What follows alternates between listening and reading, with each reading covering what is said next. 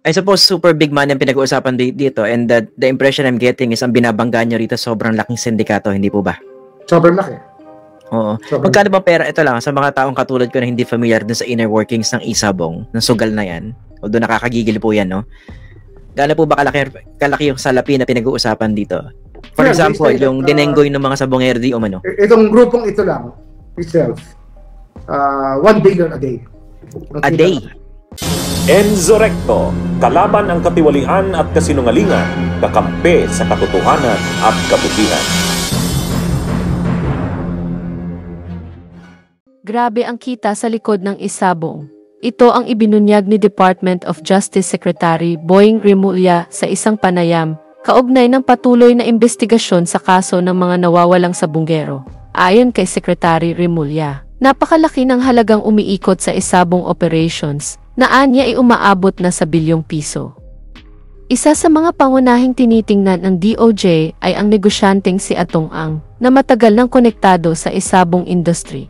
Paliwanag pa ni Remulla. May lumutang na mga testigo na nagsasabing ang ilang nawawalang sabongero ay pinaniniwala ang pinatay matapos umano silang manalo ng malaki o dahil sa alitan sa pera. Ibinunyag din na posibleng naging target ang ilan sa kanila matapos ang dayaan sa mga laban. Dahil dito, muling lumalakas ang panawagan para sa mas malalim na investigasyon sa Isabong at sa mga sangkot sa pagkawala ng mga sabongero. Ito ay patunay na ang isyu ng Isabong ay hindi lamang simpleng sugal, kundi posibleng may kinalaman na rin sa karahasan at krimen. Para sa karagdagang detalye, narito ang buong pahayag ni Secretary Remulla. Una-una, totoo po ba na tinatrato nyo ng suspects itong si Atong Ang at saka si Gretchen Barreto dito po sa investigation?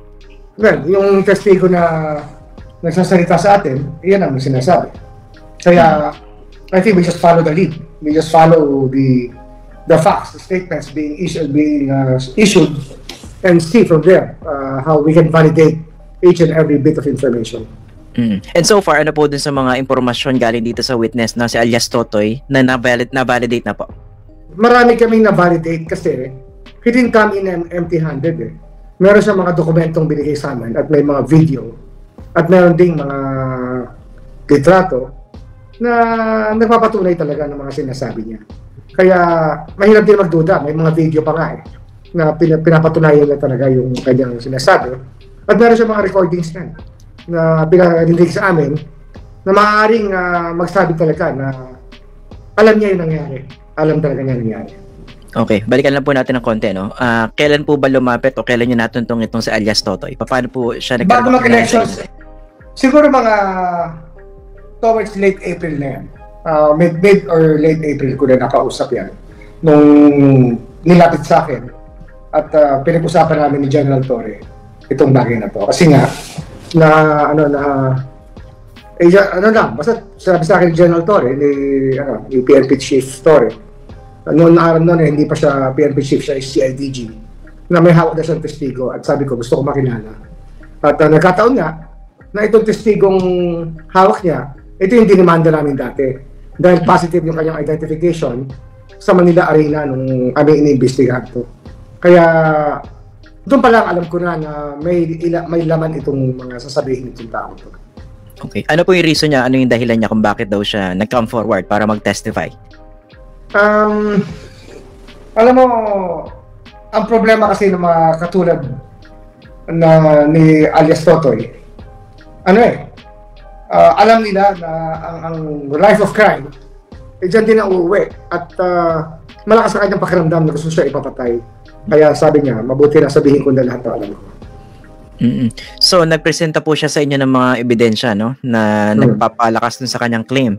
Can you cite certain examples po, no? Kasi ang tinuturo niyang mastermind si Atong Ang. So, what actually supports that claim from his end? Marami talagang narration of facts na talagang hindi pwede manggaling kundi sa kanya eh. Tsaka, like what po?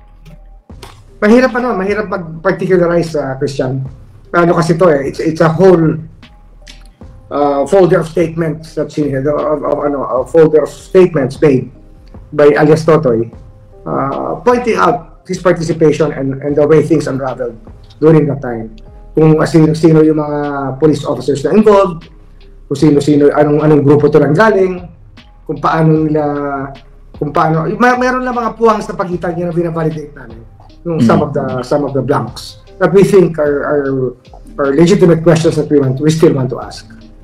Opo. Dun sa kanyang mga ikinuwento po sa inyo, no, tsaka sa kapulisan, can you give us a picture of how wide or how deep itong involvement ng mga personalidad na binanggit niya? Sa police, meron kasing grupo sa Laguna na mukhang ito ang trabaho talaga. At yun, actually restricted to quarters na itong mga police na to. General Torres already made sure they're restricted already yung movement nila. Pero mabigat talaga to.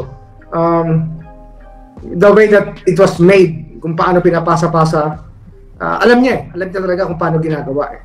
At yun nga, ang malagim dito, yung sinasabi niya nga, sa Taal, nag-ending ang mga taong to. Doon lahat natapos ang buhay nila. Okay. Bakit daw po, ano daw po yung dahilan kung bakit pinatay itong mga sabongero? Yun nga yan, alam mo, Christian, kung marunong ka magsabong, kung alam mo ang tradisyon ng sabong sa Pilipinas, meron tayong tinatawag na sabong justice. Ang sabong justice, pagka nandaya ka sa sabong, nanyope ka, ng chope, no? Ginugulpi yan. Yun talaga ang naging, yan ang patakaran sa gentleman's game na sabong. Tanda mo ang sabong, tradition to through more than 100 years. May mga Christian, alam ko sino pumupusta, ano ang pusta nito, anong ads na pinusta nito. Malaki ang tradition na sabong sa ating bansa. Ngayon, ang nangyari lang dito, nung araw kasi pag may chope, ginugulpi nga yan, tapos binaban sa sabungan. Kinukuha ng litrato, nilalagay yung pinapaskil ng litrato sa mga sabungan. Pero dito nagbago eh. Ang naging template dito, pinapatay talaga. Kaya mabigat. At parang very, very corporate ang setup dito, Christian. Very corporate. Parang negosyo lang talaga na ang buhay ng tao ay parang kasing ang katumbas lang ay ilang salapi. Yun ang lumalabas dito. Opo. The arrogance of money and power. Okay. Ano pong klaseng pandaraya yung pinag-uusapan dito? Kaya daw sila pinatay? Maraming pandaraya dyan, Christian. Minsan dyan, nililihis nila yung tare para hindi maging accurate ang palo ng manok. Minsan dyan, pinipilayan nila yung manok mismo. Marami talagang paraan yan para makachope, para makita talaga hindi mananalo yung manok. Usually yan, halos hindi na makapalo o hindi na makapasok ang palo ng manok. Kaya alam mo na chope ang nangyayari. So as far as you know, gaano katagal na po yung ganitong kalakaran na kung dati ginugulpi lang o hinihiya, ngayon pinapatay na? Gaano katagal na po itong kalakaran na ito? Ito sa isabong na lang to eh. Ang alam ko sa isabong na lang to na uso. Kasi nga, naging malaki na stakes masyado. Ang laki na ng pera involved. At talagang isang damukal na kwarta lumilipad talaga dito sa isabong. And siguro, arrogance of power and money nga ito, sabi ko eh. Sa dami ng pera nila, akala nila lahat katumbas pera na lang. Opo, yung binabanggit nyo na yung mga polis sa Taga Laguna na restricted to quarters na parang ito yung gawain nila. Ano po exactly yung sinasabi ninyo? Ano sila, hit group sila. Talagang, ang trabaho talaga nila is to kill people. They take on jobs to kill people. Kasi hindi lang naman nila pinatay nila, nagsimula sila, iba pinatay nila. Iba pa pinapatay nila na wala pang isabong. Pero kumukuha na ng trabaho itong mga to. Kaya, may mga pangalan kami, may mga pangalan, alam namin ang designations. Kaya nga sabi ko nga 15 na yung identified namin na police so far na kasama sa web na to sa isang grupo na pumapatay, nandudukot at pumapatay sa mga dito sa mga missing sabongeros. At ang mabigat, Go ahead, ang mabigat kasi dito, may videotape pa yan eh. Yung huling kinausap yung isang sabongero, pinaamin siya.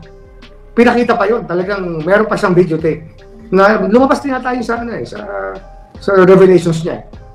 Makikita mo talaga na iba ang kanilang sistema at talagang with impunity. Wala silang pakialam, basta nirecord nila na pinagkumpisan nila yung tao bago nila pinatay. So ito yung hawak ninyo ngayon ng mga otoridad, yung ilan sa mga videos na ito? Hawak namin yan. Marami pa kami hawak na dokumento na nagpapatunay sa mga pangyayari. Bukod po dito kay alias Totoy, ilan pa po yung mga witnesses ninyo na nagko-corroborate ng kanyang mga binanggit? Iba-iba kasi yan eh. Meron kasi mga law enforcement angles yan nung araw pa. So marami talaga kami nakakausap po na mga galing sa NBI, galing sa iba't ibang division o sa iba-ibang law enforcement units na alam nila yung nangyari. Kaya itong kay alias Totoy, ang corroborative dito is mostly real evidence. CCTVs, mga videotapes, iba-iba mga real evidence na sinasabi natin na pwedeng tangkapin ng korte.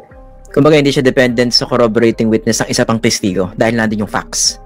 Oo, hindi kailangan mag-rely doon kasi ang ano talaga rito, malinaw malinaw talaga yung pagkaka-layout. Alam mo naman, Christian, lahat ng organized crime ganyan. Mahirap patunayan na hanggang itaas lahat. Pero dito, parang malinaw na malinaw. Okay. Gaano kalinaw po yung sinasabi niya na ang mastermind nitong pagkawala at pagpatay dito sa mga sabongero ay si Atong Ang? Hindi ko na pwedeng, I don't think I should be judging that now, Christian. Let the panel of prosecutors decide kung ano ang positive value ng evidence na nakalap namin so far. Kasi yan, talagang papaano natin yan, talagang case build-up is ongoing at talagang dapat dyan, yung panel of prosecutors will be ready to come up with the real findings and what cases should be filed against these people. Pero yun nga, as far as you know, how would you assess the accusation itself? How much credence are you putting in it? Very credible. I think that it's very credible. Nanggaling sa isang tao na insider. How about yung yung nababanggit na pangalan, na yung Gretchen Barreto? How credible naman yung accusation against her? Well, ano yun, mabigat talaga kasi, Christian, if you parang libro parang isang elaborate plot na merong mga tinatawag na alpha group. May group of 20 sila na nag-decide sa direksyon ng isabong nila at sila mismo alam nila na nagkakaroon ng patayan. Alam na nila. Kasi yung expenses na nililiquidate ginagamit pang liquidate ng tao. Yun ang lumalabas talaga. Okay, yung Alpha Group, group of 20, ano yung, sino yung, you don't have to name names, pero ano po yung composition? People associated with illegal gambling, mayroong mga politiko, mayroong mga, iba-iba to, mga tao to. May nabanggit yata kayo na based on news report yung dating local official po ba? Meron din, may kasama din. Ano yung kasama sa Alpha Group? Sa Alpha Group. How about yung, may binanggit kayo na hanggang sa husgado, may possible connection po, ano? Kaya meron kaming videotape, meron kaming tape na sinasabi na may connection sila hanggang Court of Appeals at parang nag-hint na pati Supreme Court may connection sila. Ibig sabihin, justice ng Court of Appeals at ng Supreme Court? Yes, yun, sinasabi nila may connection sila. Yung sinasabi do sa conversation na narinig namin, na pinarinig sa amin. Etong binabanggit ng mga justices, ano po ba ito, incumbent or tapos na yung termino? Incumbent. And nakipag-coordinate po ba kayo sa CA at saka sa SC about this? Hindi pa. I-evaluate pa rin namin ang maraming bagay dyan. Pero ganun kabigat ang kalaban dito na talagang well-connected, marami talagang pera, marami talagang resources, the best lawyers, money can buy. At makikita mo naman, kahit sa PR stamps nila today, yung parang ba nag-roll out ng PR, talagang kargado na kagad lahat ng media. Kinakargahan talaga nila. Diba? Kita mo yung trappings of power na involved sa PR job na ginagawa nila. I suppose super big money ang pinag-uusapan dito and the impression I'm getting is ang binabangga nyo rito sobrang laking sindikato, hindi po ba? Sobrang laki. Oo. Magkano ba pera? Ito lang, sa mga taong katulad ko na hindi familiar dun sa inner workings ng isabong, ng sugal na yan, although nakakagigil po yan, no? Gaano po ba kalaki yung salapi na pinag-uusapan dito? For example, yung dinenggoy ng mga sabongero di umano. Itong grupong ito lang, itself, 1 billion a day. A day? A day. For a time, 1 billion a day ang kita nila. Ganun nakalaki. Kaya ang dami na silang buhay nito eh. Kasi ang dali-daling pumusta. At ang dali-daling tumaya. Pero, yun nga, talagang mabigat talaga nag-e-epekto sa ating lipunan. Marami na silang buhay dito. Opo. Ilang grupo yung pinag-uusapan natin dito? Sabi niya isang grupo lang, 1 billion a day ang kita. Ilang grupo po? Kasi meron pang ibang grupo yan. May Visayas group yan na nag-outcropping. At meron ding, basta meron pa ibang grupo na sumali. Kaya lang ito ang pinakamalaki, itong grupo. Pero yung average, ano ba yan? Nasa 1 billion ba ang kita ng mga grupo na yan? Or pwedeng mas mataas, pwedeng mas baba? All in all, lahat ng grupo involved, I would say that at least 2 billion a day. Grabe, a day? a day. So, Christian, you're talking about 1,000 people betting 1,000 pesos is 1 million. Diba? So, gawin mo lang, just multiply the zeros. Hindi mahirap umabot sa 1 billion. Hindi mahirap umabot sa 1 billion. okay. Sa kapunta Saka ng... tuloy-tuloy ang sabot niya, Christian.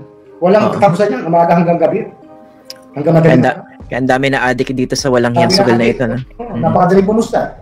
Ang tanong ko, Sir, Ang naman noon, that time, nagkakaproblema pa kami noon sa BSP at sa ibang monetary authorities kasi parang hindi nila matanggap na dapat hawakan natin ng mahigpit ito pang mga payment systems.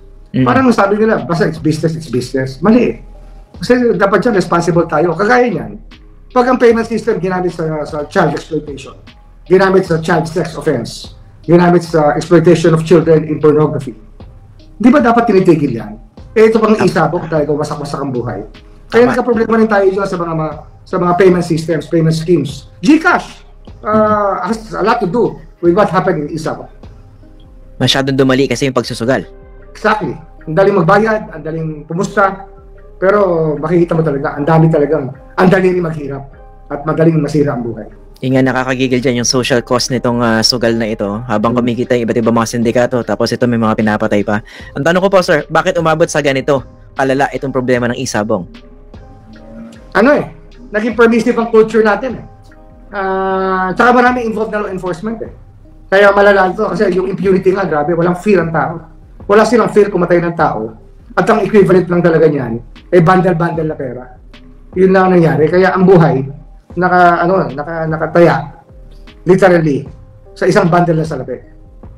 Yan po, mga kabunyog, ay ilan sa mga naging pahayag ni Secretary Boying Remulla kaugnay ng investigasyon sa Isabong.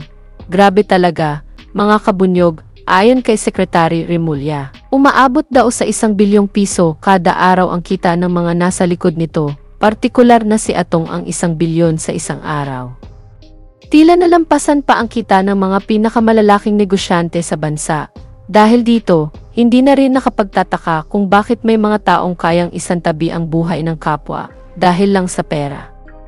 Nakakalungkot, pero sa ganitong mga operasyon, tila mas mahalaga pa ang tubo kaysa sa buhay ng mga sabungerong nawala at pinaniniwala ang pinatay. Sa kabila ng lahat ng ito, mahalagang manatiling mulat at mapanuri ang bawat isa sa atin sa mga isyong tulad nito dahil hindi lang ito usapin ng sugal, kundi ng hustisya at karapatang pantao. Hanggang dito na lang po muna ang ating ulat. Naway nakapagbigay kami ng bagong kaalaman at impormasyon sa inyo. Hanggang sa muli, mga kabunyog. Mabuhay po tayong lahat. Bunyog, bunyog, halikan na kasama ka. Bunyog, kapag buklod ay may pag-asa. Luzon, Visayas, Mindanao, isa ang pananaw. Sa bagong Pilipinas ang bunyog isisigaw. Bunyog.